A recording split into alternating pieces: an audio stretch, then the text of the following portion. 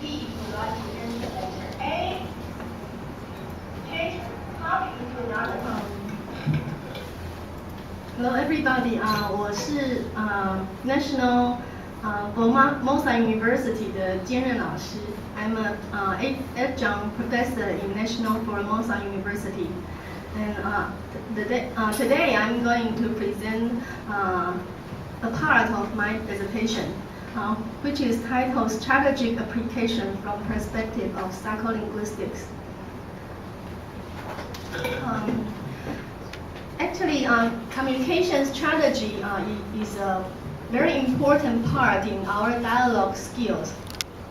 And a lot of scholars has done research about how do we use communication strategy.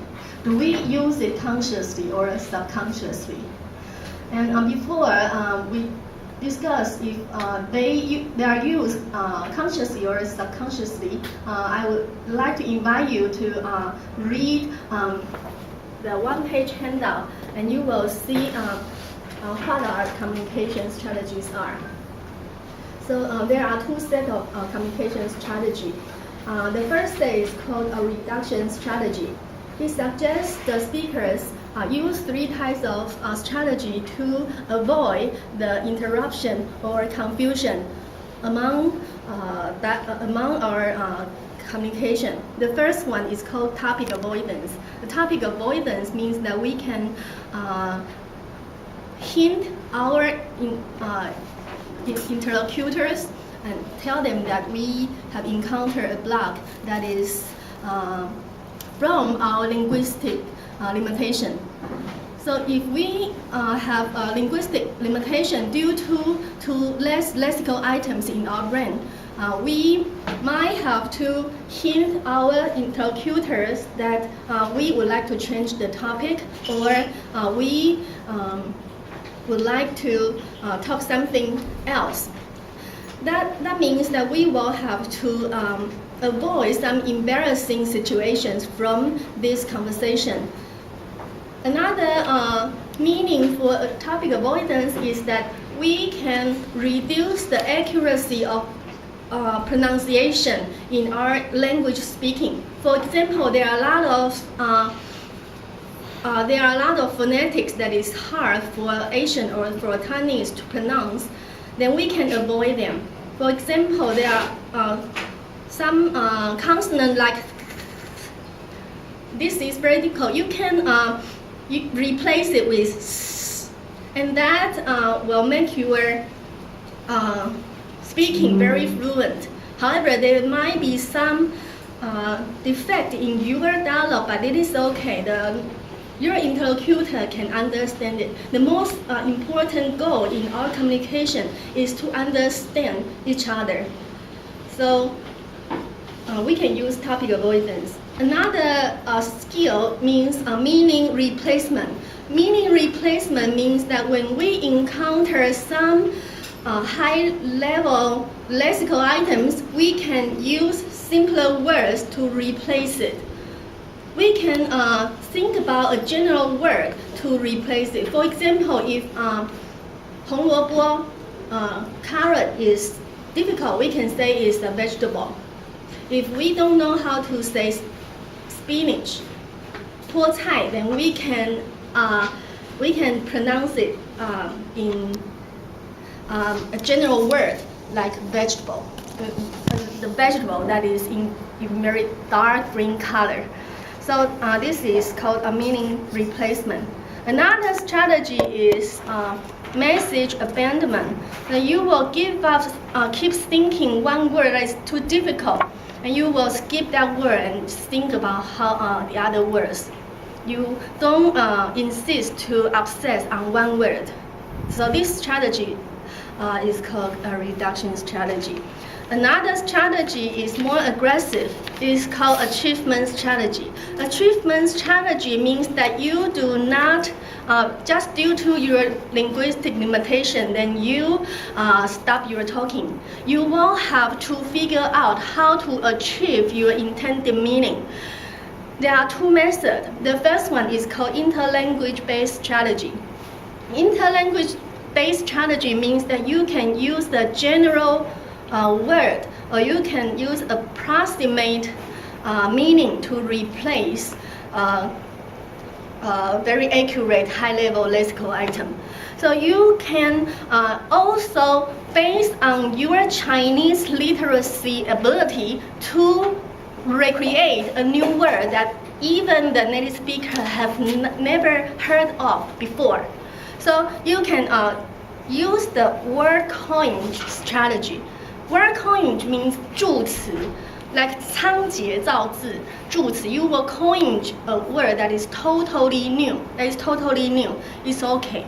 So, for example, a word that can be created, like balloon, might be a difficult word for a person that have not learned English for a long time. He can say it, air ball. Air ball will be acceptable to replace balloon. So these strategies are based on your own language background, and you can recreate some new ways to make your interlocutor understand your intended meaning. And another very important strategy is called cooperation strategy. That means that you will hint the others to tell them that I don't know what that words mean. So would you please explain it for me? You will ask your partner to help you understand his or her intended meaning. This is called cooperation strategy. That means that you will resort to the assistance from your interactant. Okay, so these two sets are called communication strategy, and each set has at least two strategies. So let's see if we use these strategies consciously or subconsciously. Do we identify that we are using communication strategy? Is it identified? Is it identifiable or unidentifiable? Can we aware of our brain? Do we use this strategy consciously or subconsciously? So when I do the research, I find out that a lot of scholars are doing this. Selinker, Farchen, Gasper, Kumaravadiblu, Bidisco, Gas and Selinker, Weimann and Daly, and Dornay and Scott and Cohen are all doing this research, the brain research. Do we use communication strategy consciously or subconsciously? And Selinker is a scholar that is really famous in this field, and he can be a pioneer of this field. And because he has done the research a very long time ago, so he declared that we use communication strategy subconsciously. We don't have awareness when using communication strategy. Long time ago, he declared that we use this strategy with a latent structure in our brain, and this latent structure make our thinking with a universal grammatical rule. So we use the latent structure to murmur some language when we are very young, and after we have grown up, we keep this habit. So he thinks that we are naturally able to use all of this strategy. So for investigating whether the strategy application is under conscious plane, my study conducted in Donghai University, and we use 1 semester to teach students strategy and make them think about if they use it subconsciously or consciously. And the key word in this study will be communication strategy, strategy application, conscious plane, subconscious status, psycholinguistic perspective, latent structure, language organ means a latent structure, and psychological procedure, and the universal grammar and psychological analysis. So Selinker believed that we naturally are able to use all of this strategy when we are very young, and this habit can be maintained till that we are very old. So he believed the strategy application is subconscious behavior, since he has indicated that second language learners might achieve native speakers' competence through activating the latent structure. So that is why the little child can be more native-like than us. That is because they did not have too much cultural background. So they can use their latent structure and sound very nature and like a native speaker. Okay, so this is the Selinker's theoretical foundation. So it is the language organ in human being's brain which is called latent structure, which is able to resort to universal language rules. The language structure has already set up in our brain when we were just born, and naturally generate language without too much effort. They don't have to be educated. They don't have to learn a lot. They can say something. So in a similar attitude, Landenberg thinks that we use communication strategy with the language structure in our brain. So Landenberg suggests that the latent structure was a type of structure associated with the language function in a human being's brain. And there are 3 steps that we produce our language production. The first one is we use the latent structure. The latent structure is a formulated arrangement in the brain. The nerves are all very well arranged. So the latent structure is the biological counterpart of universal grammar. And it is transformed by infant into the realized structure of a particular grammar in accordance with certain maturational stages. So Langton give more explanation for Selinker's. I'm sorry, Langton is earlier, and the Selinker is later than Landenberg. So they are all scholars like 50 years ago. And there were no communication strategies systemized by the later scholars. So they say we use communication strategy, the interlanguage subconsciously. Later, there are a lot of scholars systemize or classify a lot of language that is through latent structures. So we modern people, I can say we use communication strategy is consciously because a later scholar has classified the language that has been produced by the latent structure. So later people, the learners can use communication strategy consciously.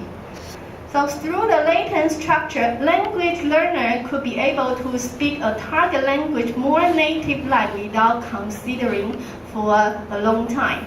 So that is the theory of the Selinker. The reason was that the learner might automatically resort to the usage of interlanguage strategy genetically and speak a target language as fluently as a native speaker without resorting too much consciousness. And later there are a pair of communication strategy pioneers. They are Farch and Gasper.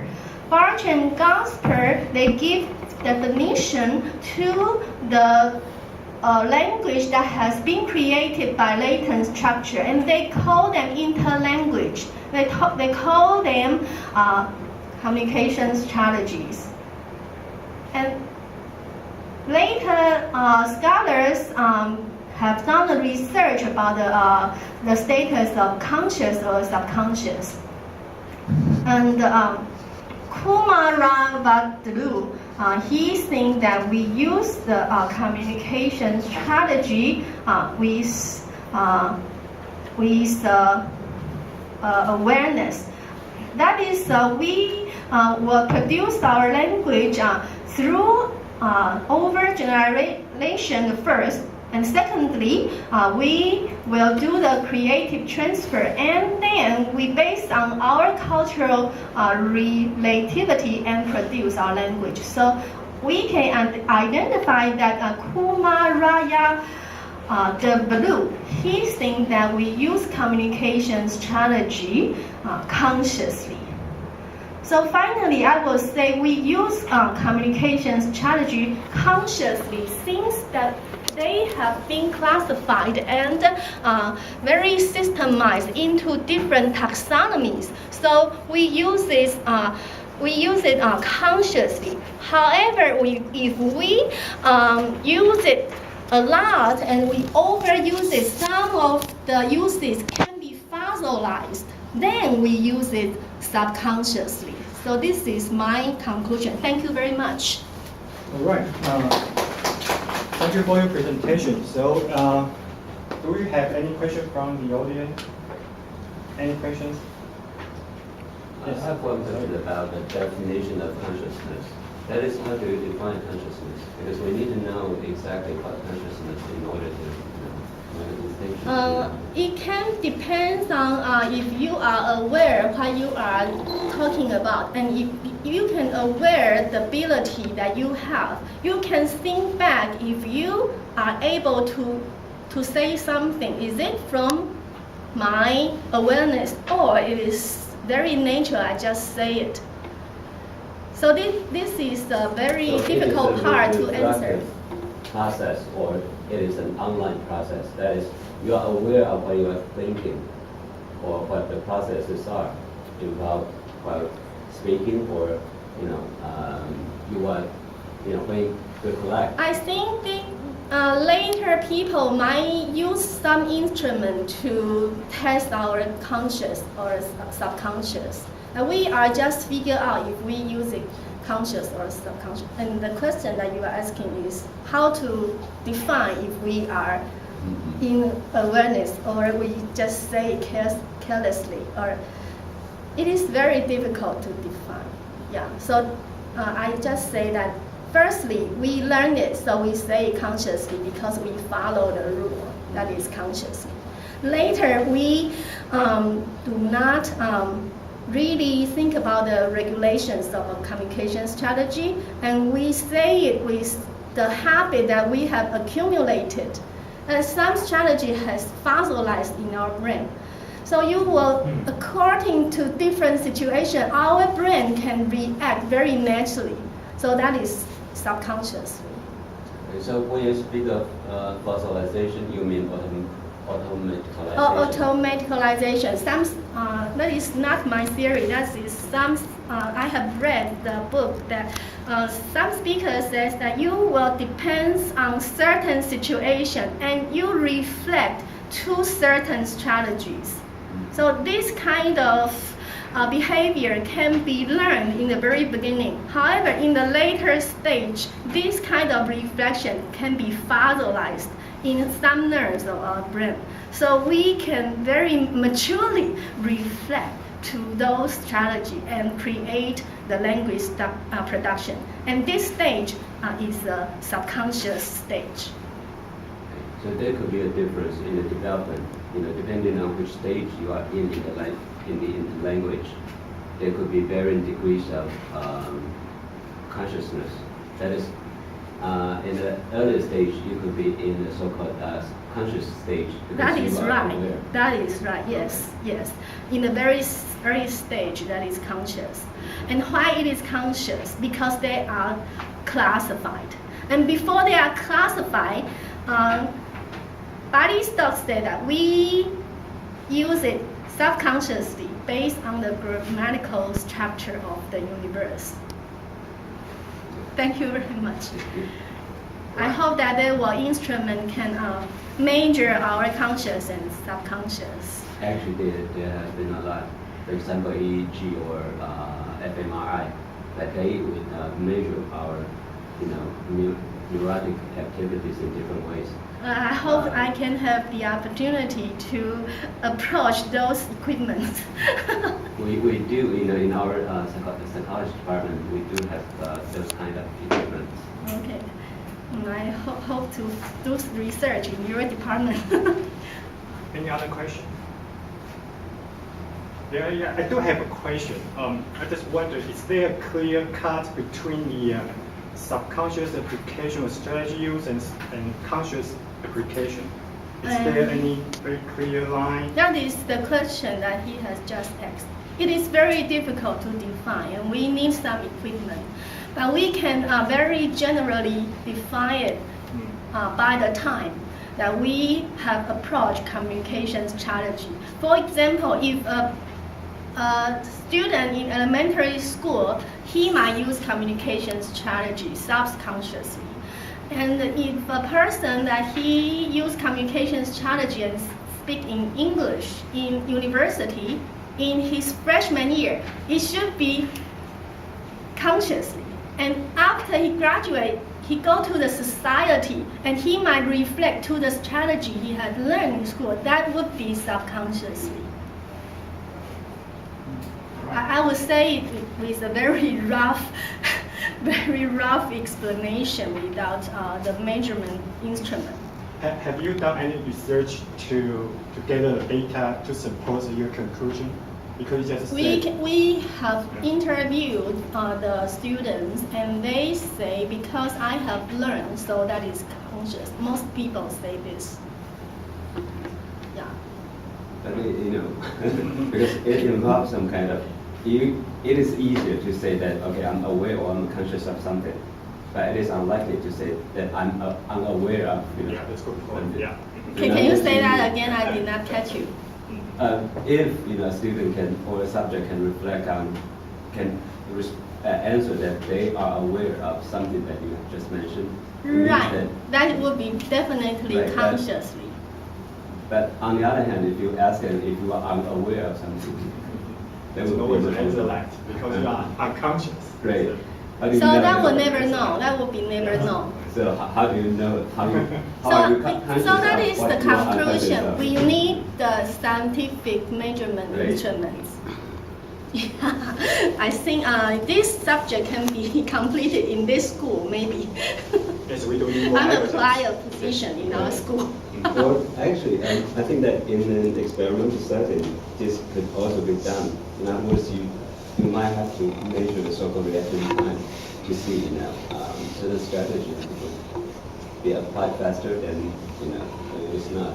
That's to right, determine. that's right. And there has been some early studies deciding on the so-called, I forgot that word, but it seems that there's a threshold, okay, beyond which you are conscious, okay, and before which you are, you should not be conscious of that. Okay, and there seems to be some about 40 milliseconds of, so if Of the consciousness. After 40 seconds, you That's might a- have the ability to speak very consciously. That's just a general statement. In other words, it is kind of average number over a large number of population. So it is possible that you can make use of earlier research in that respect to determine, in your research design to determine whether they are conscious or unconscious of your stimuli. Okay, we might have to find more samples, more students to tell us if they can keep their conscious for how much time. All right, time is up, so I'd like to conclude this session. If you still have questions, please approach to our presenter after this